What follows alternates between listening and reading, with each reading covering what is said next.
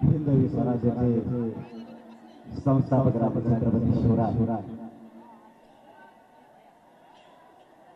परभणी जिल्ह्यातील जमलेल्या माझ्या तमाम मराठा बांधवांना माझा मानाचा जय.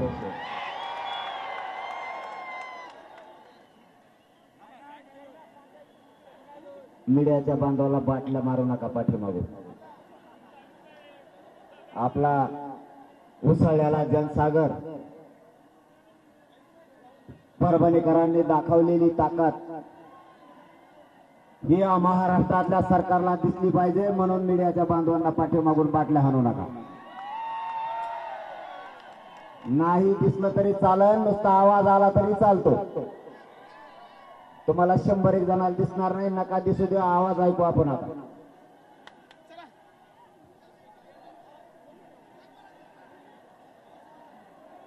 बाकीच्या खाली बसा, इथले खाली बसा तुम्ही. बस खाली बस. काय आता पुढं माणसं बसलेत, आता राहून दे बाबा, काय करता आता.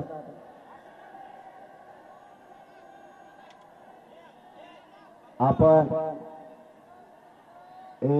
काय रे इकडं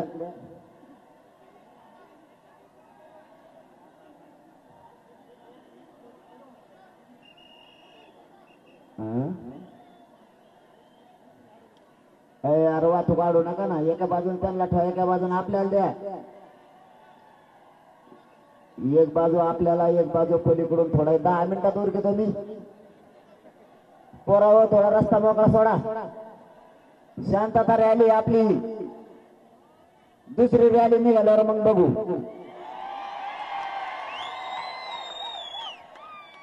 रस्ता सोडा, दाना अलीकड सरकार सरकार आणखी थोडं थोडं पुढं पुढं सरकार.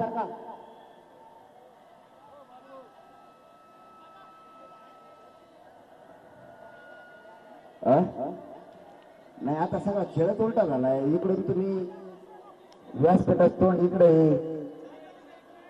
जाऊन द्या. चला, मला महत्वाच्या विषयावर यायचं. मराठा आरक्षणासाठी महाराष्ट्रातल्या मराठ्यांनी कंबर कसली. महाराष्ट्रातला मराठा समाज घरात बसायला तयार नाही. प्रत्येक मराठ्याला वाटायला लागलाय आपले दिवस गेले, आपण नाही काय करू शकलो, पण आता पुढच्या काळात आपल्या लेकरावरती वाईट वेळ नाही आली पाहिजे, म्हणून हा संघर्ष आपल्या आंदोलनात उभा राहायचा आणि मराठा समाज ताकदीने उभा राहिला. या सरकारनं छगन भुजबळचं ऐकून ओबीसीचे काही नेते आपल्या विरोधात घालायचं काम सुरू केलंय. मायबाप मराठ्यांना तुम्हाला हात जोडून विनंती करून सांगतोय, आपल्या लेकराच्या न्यायासाठी एकाही मराठ्यांना एक इंचही मागे सरकायचं नाही. जर आता ही संधी गेली तर पिढ्यांना पार कधीच मराठ्यांना अशी संधी येणार नाही. आरक्षण असून ओबीसीचे नेते आपल्या विरोधात ताकदीने लढायला लावले सरकारनं आणि छगन भुजबळ. त्यांना एक कळलं नाही, त्यांना आरक्षण असून ते जर ह्या ताकदीने लढायला लागले तर मग मराठ्याला आरक्षण नसल्यावर मराठे किती ताकदीने उसळतील. आणि आम्हाला शिकवते, यांना अभ्यास नाही. छगन भुजबळ म्हणतो त्याला अभ्यास नाही. मला अरे बाबा, आम्हाला अभ्यास नसता तर कसे उताने पाताने केले महाराष्ट्रात मराठ्यांनी. आम्हाला अभ्यास नाही, पण न मिळणार आरक्षण आणलं का नाही. तो अभ्यास केलेला असून जेलात गेला कशाला कांदे खायला. तुमचं 1-2 सीट पडली तर तुम्हाला एवढ्या वेदना व्हायला लागल्या. आमच्या लेकरांचं आयुष्याचं वाटोळं झालं, आम्हाला किती वेदना होत असते. आमच्या मराठा समाजाच्या लेकराचं शिक्षणातून आयुष्याचं वाटोळं झालं, तरी तुम्ही आमच्या वेदना जाणलाय. सरकारला या परभणीच्या नगरीतून माझं सांगणं आहे, आमचा अंत पाहू नका. जर का दोरी हातातून निसटली तर हे मराठी कोणाचंच ऐकणार नाही, तर माझा सुद्धा नाही.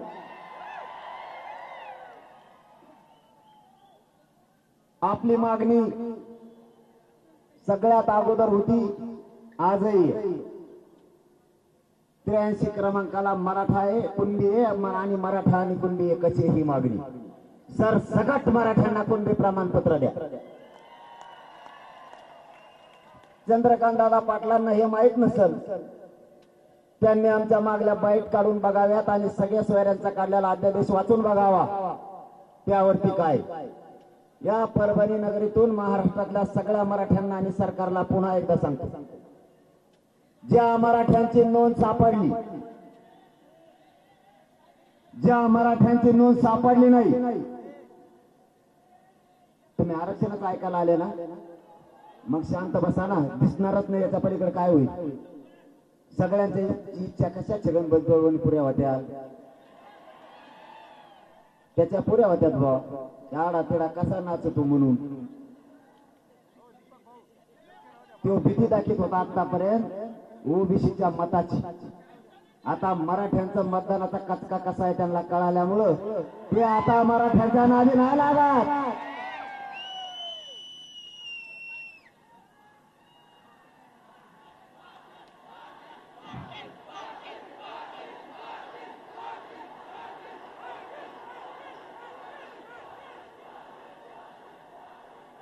तुम्ही काळजीच करू नका रे, मिले खंबीर आहे त्यांना तुमच्या ताकदीमुळे.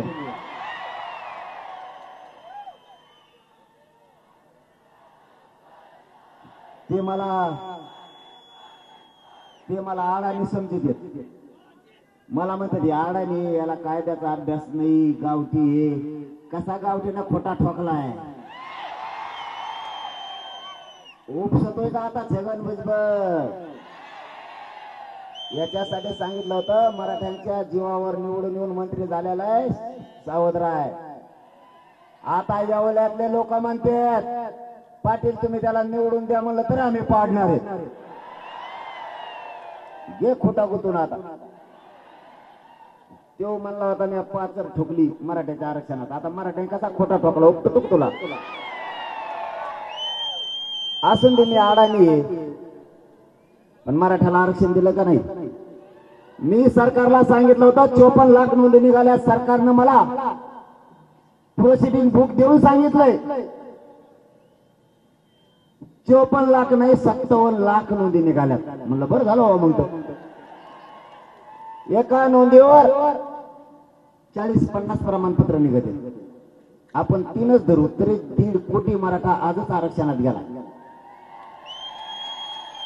मी अडाणी आहे, छगन भुजबळ म्हणतो तर अडाणी आहे, पण दिलं का नाही मराठ्याला आरक्षण. तो म्हणतो कसला काय दिसतो ते, तुला काय करायचं, मला काय लग्न करायचं तुझ्या संग, दिसून देईन कसला बी. तुला दोन्ही कामात हारिलं का नाही, मी तुला आरक्षणात हारिलं, तुला खोटा उपटून म्हणलं उपटेला का नाही. मया मराठ्याला मी एकदाच सांगितलं, मराठ्यांची मता ताकद दिसली पाहिजे, मराठ्यांना भिले पाहिजेत, मराठ्यांच्या मताची दहशत झाली पाहिजे, माझ्या माता माऊलीला किंमत आली पाहिजे. ताकदीनं पाळा.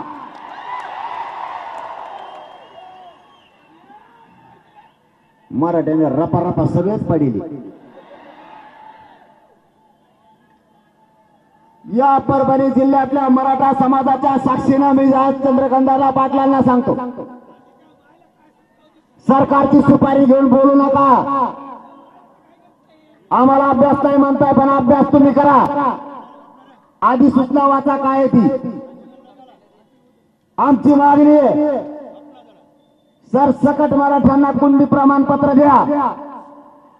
दुसरी मागणी आधी सूचनेची अशी आहे, एका मराठ्यांची जर नोंद निघाली ज्या मराठ्यांची नोंद निघाली नाही, हे मी 10 महिन्यापासून तुमच्या साक्षीनं बोलतोय आणि मराठ्यांनाही सांगतो, लक्षात ठेवत जा.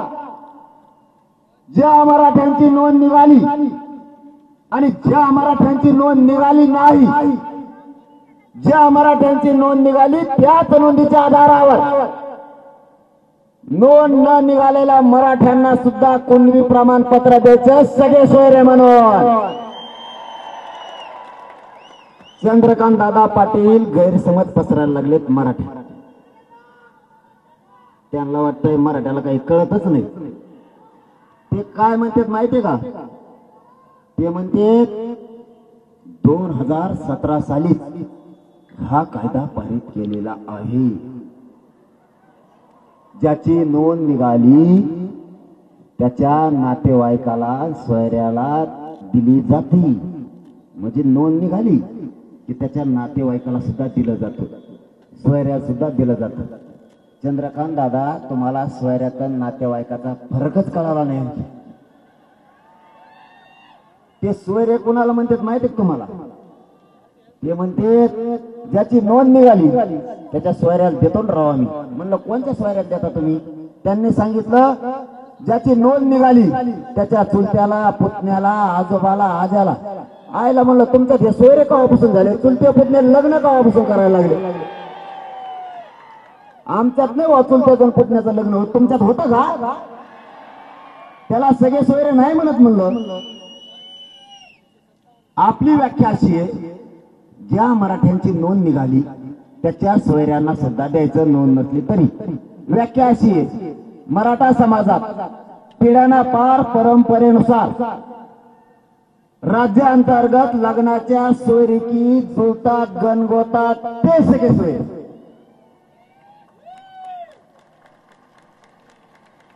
आणि ते टिकवायची जबाबदारी सुद्धा तुमची. आम्ही काय सरकारमध्ये नाही, ती सरकारची जबाबदारी. हेही त्यांना सांगितलं. आता हा मुद्दा झाला क्लिअर. आपल्याला पाहिजे 13 तारखेच्या आत सगळ्या सोयऱ्यांची अंमलबजावणी आपल्या व्याख्याप्रमाणे नोंद न निघालेल्या मराठ्यांना आरक्षण आणि कुणबी प्रमाणपत्र देण्यासाठी सगळ्या सोयऱ्याची अंमलबजावणी आपल्या व्याख्याप्रमाणे झाली 13 तारखेला, तरच आपल्याला ती मान्य, नाही तर मान्य नाही.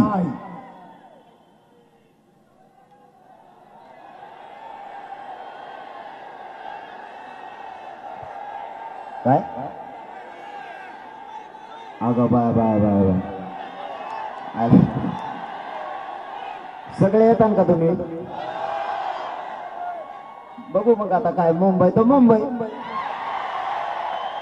आता त्यावेळेस हा चूक कुणाची होत असती. मी तुमचा लेकरू आहे, प्रामाणिकपणाने लढतो, तुमच्याशी गद्दारी करत नाही, विकत नाही, फुटत नाही, मॅनेज होत नाही, पैसे घेत नाही, पद घेत नाही. माझी काही चूक नाही. मी सांगितलं सगळ्या सोयरीची अंमलबजावणी करा. त्यांनी सांगितलं 2012च्या कायद्यात दुरुस्ती करावी लागणार आहे, त्याच्यासाठी अधिसूचना काढावं लागेल, त्याच्याशिवाय सगळ्या सोयऱ्याचं देता येणार नाही. म्हणलं ठीक आहे, अधिसूचना काढली. मी तुम्हाला तुमची इच्छा नसताना मुंबईतून माघारी आणलं. पण जे नियम होते त्या नियमाप्रमाणे वागणं गरजेचं होतं. अधिसूचना काढल्याशिवाय 2012च्या कायद्यात दुरुस्ती होणार नव्हती. त्याच्यात सुधारणा करायची असली तर 2012च्या कायद्यानं 2001च्या कायद्यानुसार आरक्षण दिलेलं आहे, त्यामुळे त्याच्यात बदल केल्याशिवाय पर्याय नव्हता. म्हणून अधिसूचनेची आवश्यकता होती, म्हणून आपण थांबलो. पण आता जर मुंबईला जायची वेळ आली तर तुम्ही म्हणता तेव्हा माघारी.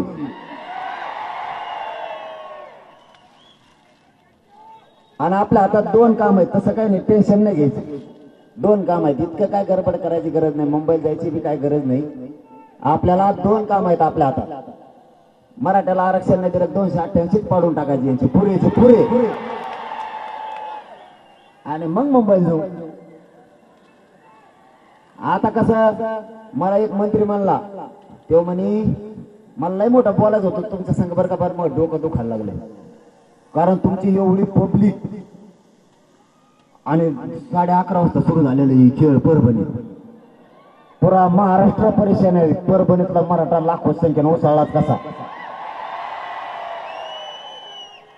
माझ्या गाडीतल्या पोरा नुसते फोन येते बसायचं का चर्चेला, म्हणलं तुम्हीच बसा. मराठ्याची अशी धास्ती भयानक. तुमचं कौतुक करतो.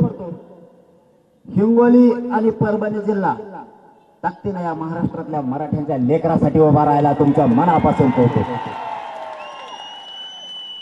माय बापा असंच ताकदीनं राहा. नाही हटत मी, काळजी करू नका तुम्ही.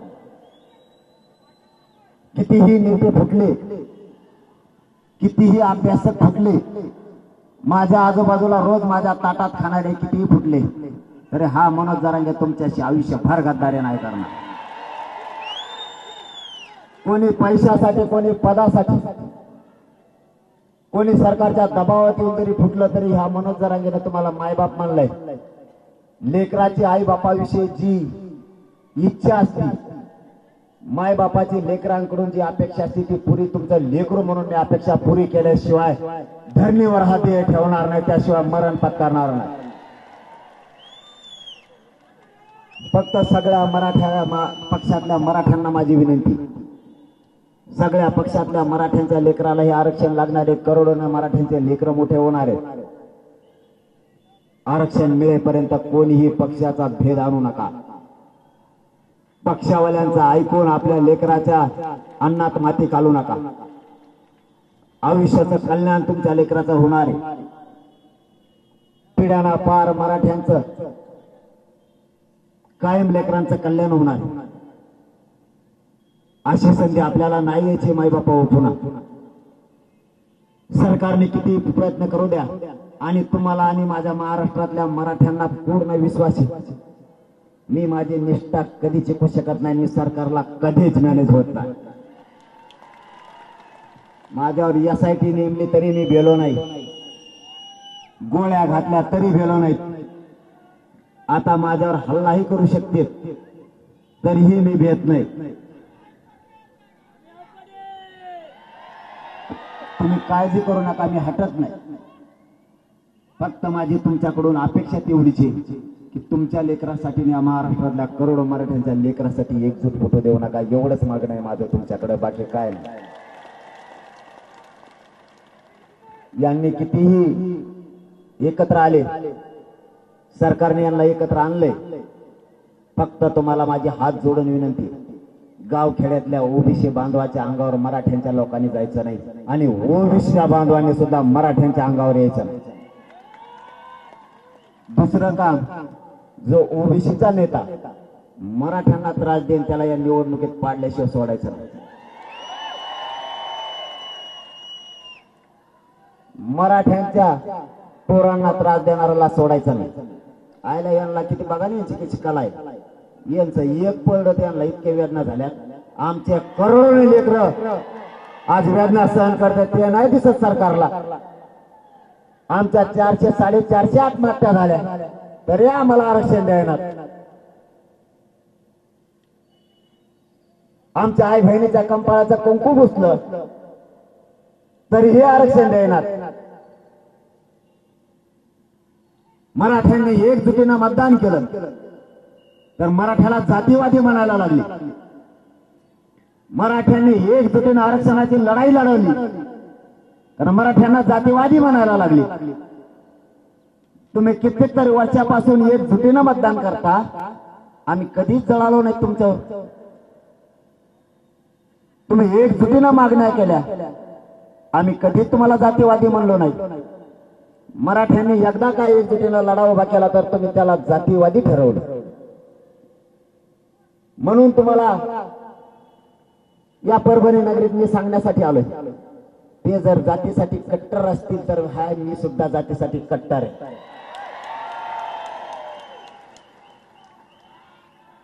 तुम्ही जर तुमच्या जातीसाठी केसेस घ्यायला भेटणार नसलात तर माझाही मराठा खोटेच केसेस घ्यायला भेट नाही. तुम्हाला आरक्षण नसून तुम्ही एवढ्या ताकदीनं लढायला लागले, मग आम्हाला आरक्षण नसल्यावर भाऊ आम्ही किती ताकदीनं लढणार. आज बघितलं की नाही महाराष्ट्राला परभणी. म्हणून मुख्यमंत्री साहेबांना सांगतो आणि फडणवीस साहेबांना सुद्धा सांगतो, फडणवीस साहेबांचं एक म्हणणं आहे ते तुम्हाला सांगतो, थोडं शांत चित्तानं ऐका. फडणवीस साहेबांचं असं म्हणणं आहे, आमच्याबद्दल गैरसमज पसरवण्यात आला. काय गैरसमज पसरला मी तुमच्याबद्दल? पण पसरलेला गैरसमज आणि पसरवलेला तो नेरेटिव्ह मी भरून काढणार, असं फडणवीस साहेब म्हणतात. काय गैरसमज पसरला, काय चुकीचं सांगितलं? तुम्ही पाठीमागं तुमचं सरकार होतं त्यावेळेस तुम्ही काय म्हणले? पहिल्या कॅबिनेटला धनगर बांधवाला आरक्षण देतो, दिलं का? काय चुकीचं बोललो मी? धनगराला आरक्षण द्या एसटीतून म्हणलो, काय चूक केली? आमच्या आई बहिणीच्या डोक्यात गोळ्या घातल्या, काय चुकीचं समाजाला सांगितलंय? काय गैरसमज पसरला? ही गैरसमज आहे, गोळ्या नाही घातल्या तुमच्या पोलिसांना. आमच्या आई बहिणीचे डोके फुटून रक्ताच्या थारोळ्यात आमचे 5-5 वर्षाचे लेकरं नाही पडले का? आमच्या 70 वर्षाच्या आजीचं कंबर मोडलं तर तिला आत्ताही उठता येत नाही, हे खरं नाही का? मराठ्यांना आरक्षण दिलेलं तुम्हीच घालवलं, हे खरं नाही का? 83 क्रमांकाला ओबीसीच्या यादीत कुणबी म्हणून मराठा जात घातली. मराठा आणि कुणबी एकच आहे. सुशील कुमार शिंदे सरकारनं तोच आधार घेऊन मराठ्यांना कुणबी आणि मराठा म्हणून अध्यादेश काढला, हे खोटं आहे का? मराठा काय चुकीचं बोलतोय? 180 जाती आरक्षणात घातल्या गेल्या, त्याच्यानंतर आता 350 ते 400 जाती ओबीसी आरक्षणात झाल्या. एक जात अगोदर आरक्षणात घातली, बाकीच्या घातलेल्या जाती ह्या पोट जाती, उपजाती म्हणून घातल्या. एक माळी समाजाची जात घातली, त्याच्यानंतर सगळ्या माळी समाजाची जात त्याच माळी समाजाच्या आधारावर घातली. एक बागवान घातला, त्याच आधारावर बाकीचे घातले.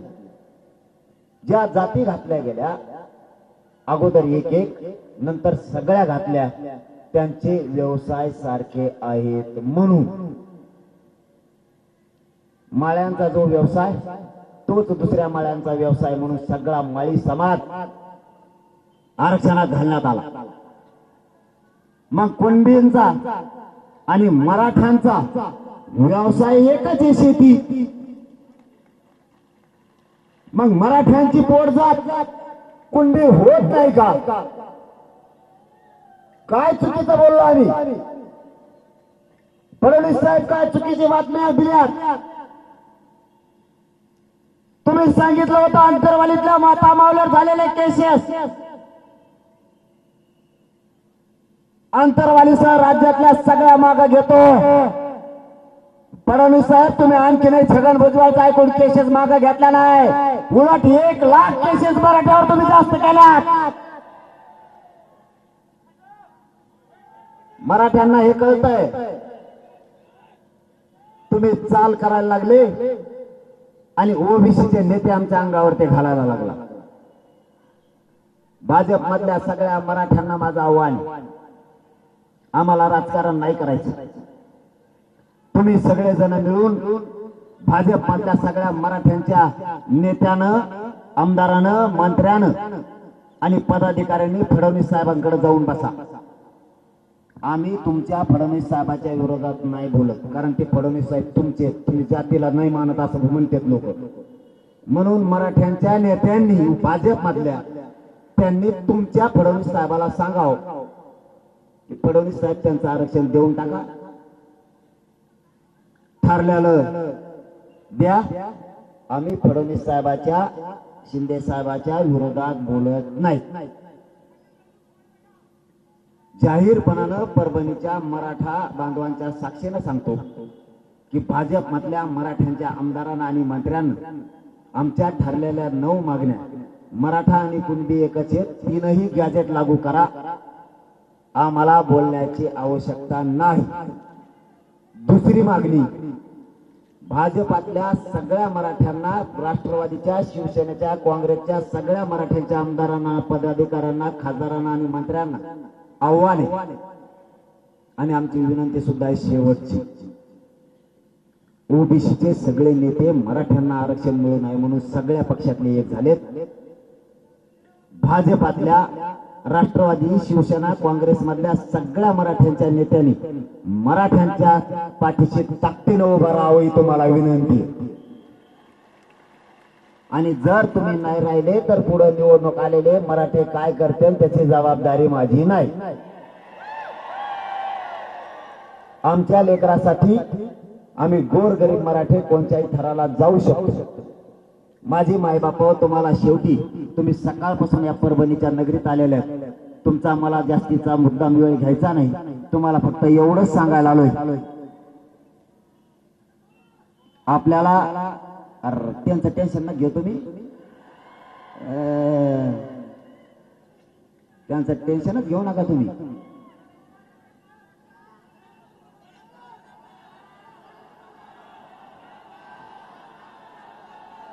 कोण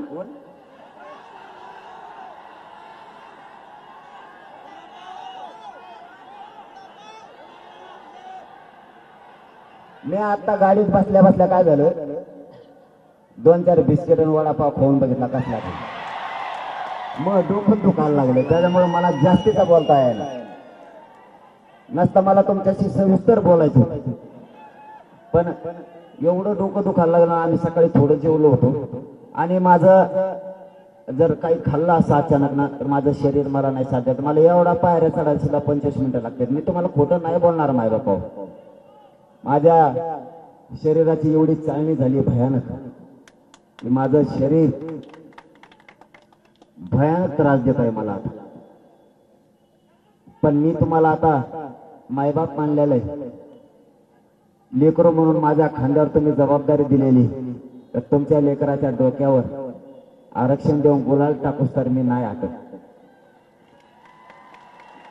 या उपोषणामुळं शरीर इतकं भयानक त्रास देत आहे की मला पायऱ्या चढताना उतरताना सुद्धा माणसाचा आधार घ्यायची वेळ आली. आता पहिल्यांदा मला माणसाचा आधार घ्यायची वेळ येत नव्हती, परंतु आता मला चढताना आणि उतरताना माणसाचा आधार घ्यावा लागतो.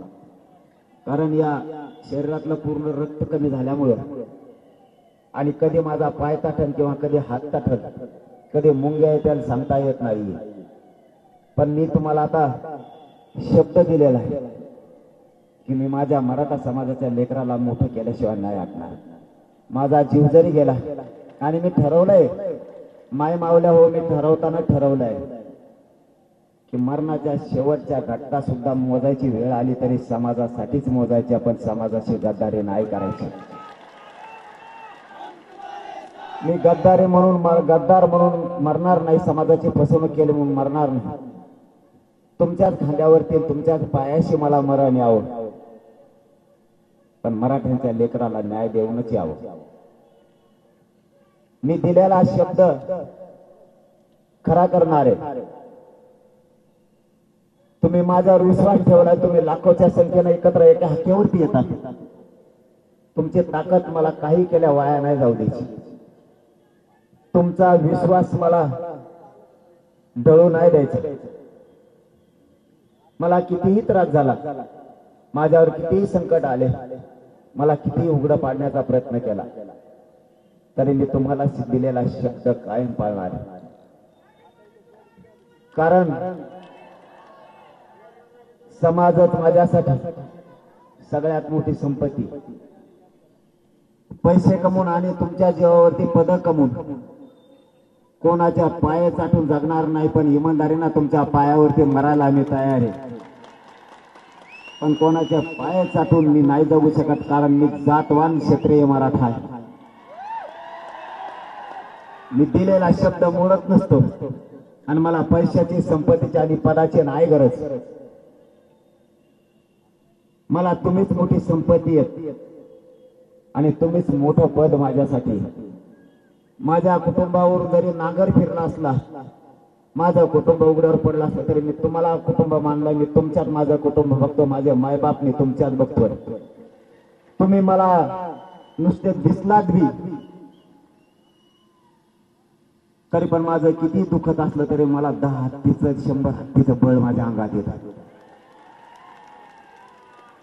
आपलं माय लेकराचं नातं झालंय, आपलं इतकं नातं घट्ट झालंय की समाजाला माझ्याशिवाय आणि मला समाजाशिवाय एक तासही मध्ये जात नाही की एकमेकाची आठवण नाही झाली.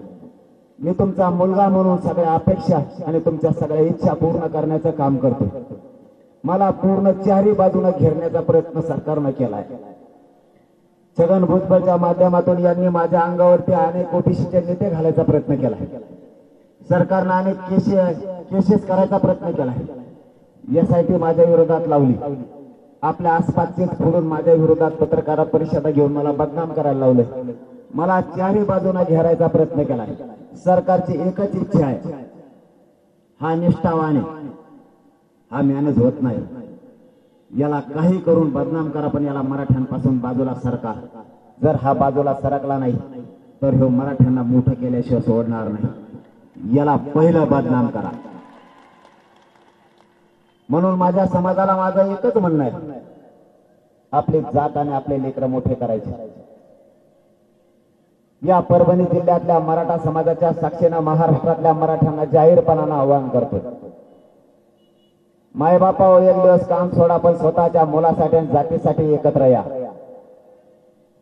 एक दिवस सगळे काम बंद ठेवा, नोकरदार वर्गाने ठेवा, व्यावसायिक मराठ्यांनी ठेवा, शहरातल्या सगळ्या मराठ्यांनी एक दिवस आपले घर बंद करून लेकरा बाळासह या आंदोलनात सहभागी व्हा.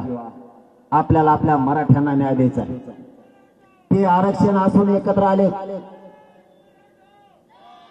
तर आपल्याला आरक्षण नाही, आपले लेकरं अधिकारी झाले पाहिजेत. आपल्या हे मराठ्यांचा लेकरू अधिकारी बनला पाहिजे, स्वप्न आपलंय. आई बापानं कष्ट करून लेकरं शिकवले, पण आरक्षणानं मराठ्यांच्या लेकराच्या स्वप्नाचा घात केलाय. प्रत्येक आई बापाला वाटतं की माझं लेकरू मोठं झालं पाहिजे. आम्ही त्रास सहन केला, आमच्या वेळेस आरक्षण नव्हतं, पण आता आपण आरक्षण मिळून आपल्या पुढच्या पिढ्या चांगल्या करूयात, मोठ्या करूयात. यासाठी ताकदीने एकजूट राहा. आरक्षणामुळे बाकीच्यांचे सगळ्यांचे लेकरं मोठे झाले, आपल्या लेकराचं काय? आपले पोरं नोकराला लागत नाही, आपल्या पोरांना उच्च शिक्षण नाही. नोकरीला असणारे मराठी यांनाही पाठ्य मिळत नाही. उच्च कॉलेज आपल्याला नाहीत, उच्च केंद्रीय कॉलेज आपल्याला नाहीये, उच्च शिक्षण नाहीये. प्रत्येक आई बापाला वाटतं माझा पोरगा कलेक्टर झाला पाहिजे, इंजिनियर झाला पाहिजे, माझी मुलगी डॉक्टर झाली पाहिजे. प्रत्येकाला वाटतं माझाही PSI झाला पाहिजे, माझी मुलगी माझाही मुलगा तहसीलदार झाला पाहिजे. मायबाप मराठ्यांना आरक्षणाशिवाय पर्याय नाही. नुसतं गाफील राहू नका.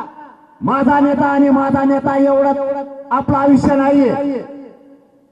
नेते मोठे करायचे आणि स्वतःच्या मुलाला डोळ्या देता उपाशी मरताना बघायचं, हे आता होऊ देऊ नका. आपले लेकरं मोठे झाले पाहिजे, तर आरक्षणातून आपले लेकरं मोठे होणार आहेत. काही झालं तरी महाराष्ट्रातल्या मराठ्यांना ओबीसीतूनच आरक्षण मिळवून द्यायचं, त्याशिवाय थांबायचं नाही.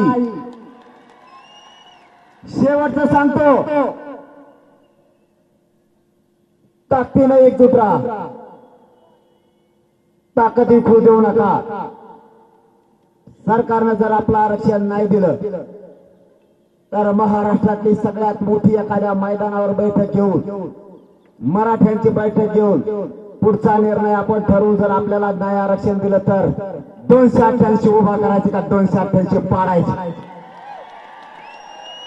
100% मतदान करायला मराठ्यांनी सुद्धा शिका. आपली काय एकजुटी आता बऱ्याच जणांनी बघितली, ते याच्यात हुशार झाले. आणि आजची परभणीची रॅली बघून मला तरी वाटतं सरकार 13 तारखेच्या आत आरक्षण देईल. आणि जर नाही दिली तर परभणी जिल्ह्यात आणि महाराष्ट्रातले 288 गेले म्हणून समजा. कोणत्या नेत्याला भ्यायचं नाही तुम्हाला सांगतो, महाराष्ट्रातल्या मराठ्याला सांगतो, कोणत्या नेत्या पेट्याचे दहशत नाही, काही नाही, कोणाला भ्यायचं नाही, काही समान नाही. गोरगरीब मराठ्यांची ताकद वाढली पाहिजे, गोरगरीब मराठ्यांची शक्ती वाढली पाहिजे. माझं स्वप्न आहे, शेवटचा मुद्दा सांगतो आणि आपण समारोप करूया. माझं स्वप्न आहे मराठ्यांना आरक्षण देऊन मराठ्यांच्या लेकरावरती IPS IAS दर्जाचे अधिकारी झालेले वर्दी चढलेले मला बघायची. आणि गोरगरीब मराठ्यांना या महाराष्ट्रात किंमत आली पाहिजे. गोरगरीब मराठ्यांशिवाय या महाराष्ट्रातला पानही आला नाही पाहिजे. एवढी एकजूट राहू द्या, एकजुटीनं मतदान करायचं. गोरगरीब मराठ्यांनी एक शिक्का मतदान करायचं. मला गोरगरिबांच्या चपला सकट पाय पडलेले लोक बघायचे. आताच पडायला लागले कचाकच चपला सकट पाय पडायचे मराठी.